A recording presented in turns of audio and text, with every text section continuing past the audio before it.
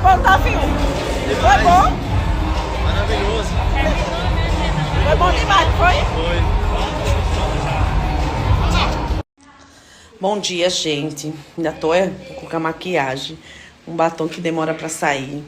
Gente, eu tô tão feliz por tudo que aconteceu ontem, meu Deus. Ai, ai. Bom dia, gente, pra vocês. Olha, Deus abençoe a vocês, né? Com mais de 400 mil pessoas aqui. É só gratidão a Deus, como eu sempre falo, né? E venham muito mais, que vocês serão bem-vindos aqui no meu Instagram. Como eu sempre falo, não vou poder responder a todos vocês, mas aqui. Gente, ontem no show, tanto carinho dos seguidores, tanto carinho, a gente tirou muita foto, sabe assim, todo mundo amou a gente, conhecer a gente pessoalmente. Tiramos tanta foto com os nossos seguidores, um carinho imenso, as pessoas assim, abraçando a gente de tal forma. Ai, meu Deus, que carinho. Eu nunca pensei, assim, a minha ficha não caiu ainda, porque eu ainda não fui num lugar público, né, assim, depois de tudo isso que tá acontecendo.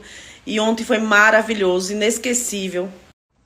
Gente, como prometido de ontem, eu vou deixar aqui meu carinho imenso por vocês que estavam lá, né? Eu falei assim que eu não dava pra responder todos me falando, sou eu, vai lá e me responde.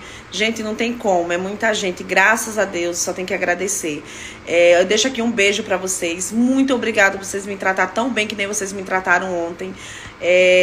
E aos que estavam aqui na telinha, né, do outro lado, mandando mensagem, sabe, assim, de muito carinho.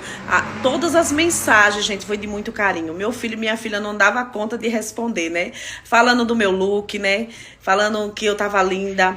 E agradeço, né, a minha seguidora aí que mandou esse look pra mim, maravilhoso. Deus te abençoe, salvou minha vida ontem, né? E Corona Moda, né, assim, ó, só gratidão, viu? E a vocês que estão chegando, vocês viram que já estão aumentando aí, mais de 400 mil pessoas, muito obrigado, sejam bem-vindos.